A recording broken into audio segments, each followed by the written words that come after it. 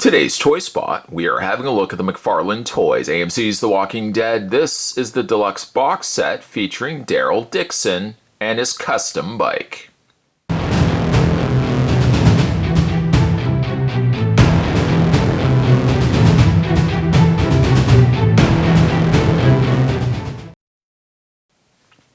Looking at some of the larger color tops, we're now looking back down to the smaller scale figures. Spot found this at his local comic book store, and this has Daryl Dixon, along with his crossbow, and a very cool custom bike as well. This is based on the hit TV, AMC TV series, Walking Dead. And it's been around the back of the package. Speaking of, there's the color tops right there, both Rick Grimes and Michonne. Spot's had a look at on this channel. Actually had a look at, I think, all of them. I might have been missing one. So if you want to check those out, by all means. And for more figures and Walking Dead news, head over to www.mcfarlane.com. With that being said, Spot's going to take a break and get this opened up. When we come back, though, we're going to get a better look at the AMC Walking Dead, Daryl Dixon, and custom bike. There's more anyway, guys. Don't go anywhere. Stay tuned. The accessories that come included with Daryl, just before we have a look at his custom bike, he comes, of course, with his crossbow, his tried and true crossbow that has some nice detailing here on the back portion of it. You can even see that they've painted in a little bit of green in here, painted for the tip, or I guess the end of the arrow. At least it looks like it's the end of the arrow. It's kind of just squished in there, and even the point at the end here doesn't look like it's actually any sort of a semblance of an actual arrow. Looks like, in fact, it looks like the tip might have been slightly bent, leading me then to believe why it doesn't look quite much like an arrow. But these guys reserves of arrows underneath. It's small, and there's a little bit of a flexible strap on the underside here that you can either take and put it around his shoulder, or I guess it would be kind of like this. You can put it around his shoulder. Doesn't hold the greatest, mind you. Or what you can also do too is attach his hand to the inside here of the handle, which also is not the easiest to accomplish either, just by the virtue of how small this handle is to get actually into his hand. And to accommodate that as well, you have to also get your hand around this little ledge right here. It's almost to the point where it makes things difficult to even get the crossbow into his hand. But you have to tuck it almost behind his thumb to accommodate any sort of grip whatsoever. One of the other accessories that he comes with is a small knife. It almost looks like more of a butter knife because it doesn't look like there's any additional paint to it. They've just painted the whole thing silver. Not sure why. Could have at least painted the handle, but they've left it just completely silver. That at least stores better. It just fits into the back portion of his, well, not the back portion, but the little holder there on the side of his leg. At least that stays out of the way. He could technically hold it, but how difficult the crossbow is to hold, the knife is almost too easy to hold and ends up just falling completely out of his hand. Figure-wise, Dixon looks pretty good. Daryl, that is, looks pretty good. Face-wise, though, one would say he's a little on the overly tanned side. I think is still reflecting well as a figure. Now, this figure is roughly 3 3/4 inches in height. He's got multiple layers on. Although multiple layers, I say that, most of the layers have this muddy brown constant color, whether it be the jacket, which can be slightly peeled away from his torso, whether it be the shirt underneath or the shirt yet again underneath that. I'm not really sure what's happening up here. It looks like the top part of his shirt is just completely cut off. It looks like it stops right there. It doesn't continue on. It just stops right there. I guess unless we're to believe it just tucks itself underneath the jacket, and that's why you can't see it as much. But there's probably about 2 or 3 extra layers underneath the jacket. Other than the fact that he's tanned, the figure looks good. Unfortunately, though, details aren't always a deciding factor for whether a figure is good. It also helps too the way that they're constructed. The Walking Dead smaller figures sometimes are hit or miss. One thing I will say, though, is the sculpt on the face are generally always good. Then when you get to the rest of the body, they can either be good or they can be real disasters. I don't know why, but Daryl Dixon's leg sticks further out, as you can see, than his other foot.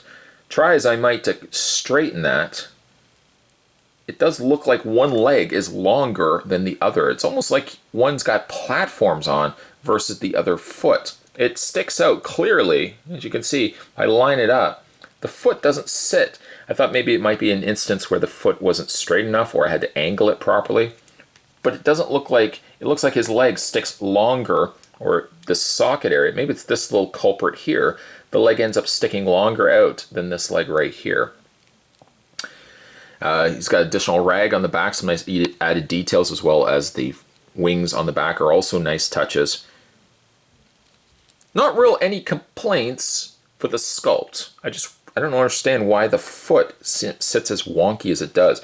Maybe it's the fact that the cuff of the pants stick further out, that I can't bend the foot further back, or I could compensate by bending the knee, but I really shouldn't have to, so that the figure stands completely straight. No peg holes either on the undersides of his feet, so even if you had a display stand, it's not as if you could actually have Daryl standing on it. Needless to say, there's the Daryl Dixon figure. Again, getting him to stand, problematic at best. Now let's have a look at his custom bike, which looks really good. One thing also I do quite like is the incorporating of accessories for these smaller figures. Bikes like this go a long way because not only can you display them with the supplied figures, but any smaller figure, 3 3/4 inch really in scale, would fit perfectly with this. So if you even had like an old design Captain America, maybe you could have him on that. The upcoming Wonder Woman, maybe you could have her riding that as well, because it's more of a dated, older film, like based on an older time. So it does look pretty promising. Paint's nice on it. As you can probably see, it's got free rolling tires. There's a back section here that looks like it could fit his crossbow, and I don't really know necessarily how it fits unless it sits. There's a smaller peg larger peg, unless the crossbow sits into that, which might be what ends up happening here. The only downside, though, if you fit the crossbow into it, you have to be careful that these little the actual band of the crossbow doesn't bend too much and snaps. That's the only other way I can see that it fits into place, and it does sit well. It doesn't actually come off. But other than that, I mean, that's the only way I can probably see that it would fit. Unless it fits, no, it doesn't really even, unless it sits just kind of inside this little ledge here. Just kind of sits like that, but then that doesn't even sit very tightly either. Other things for the bike as well. I thought initially it didn't have a kickstand, but sure enough it does. But you have to be careful with it. The stand goes down and it goes back, but it only goes that far. So you think to yourself, well, how can that actually lift? It should lift all the way. Well, what ends up happening, you have to take the kickstand and you have to rotate it. So it rotates up and then it tucks into the bike. The downside, though, is getting this out of packaging. What I initially did was I pulled it, and I almost wanted to continue pulling it until it would have obviously snapped. Being mindful, when you fully extend it, it then has to come, you have to rotate it for the stand to sit out. We can go ahead and take Dixon, and actually we'll just bend his knees for the time being. I mean, actually, let's look at his posability, then we'll put him on his bike. His head does rotate all the way around via a ball joint. Shoulders hinge out, no problems there. No issues there. Arms rotate all the way around.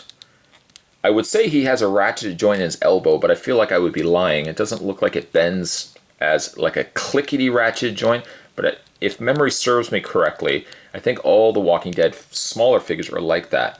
They look as if they're ratcheted, but truth be told, they're actually not. Full rotation on the forearm, full rotation on the hand.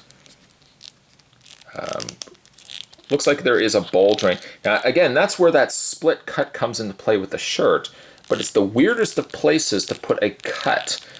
Because when you start rotating, I mean, clearly it doesn't look like it goes with the rest of his torso. Why would they put the split cut there? Or if anything, I don't even know where they could have put it unless they had hinged. See, it would have just... It's an awkward place to put it because you would need it for a figure, but it's in all the wrong places for it looking consistent with the rest of the body. Then you got this weird cut for the legs where they do go forward, back, and out. But you see these big, very noticeable plugs that connect the leg to the lower torso. A ratcheted knee, again, not quite ratcheted. And this also rotates, and a rotation in the lower foot. So that being said, let's go ahead and get Daryl onto his bike. And for that, it doesn't look like there's any sort of peg points. So it's really just by virtue of laying the figure onto the bike and then adjusting accordingly to get him over the handlebar section of the bike.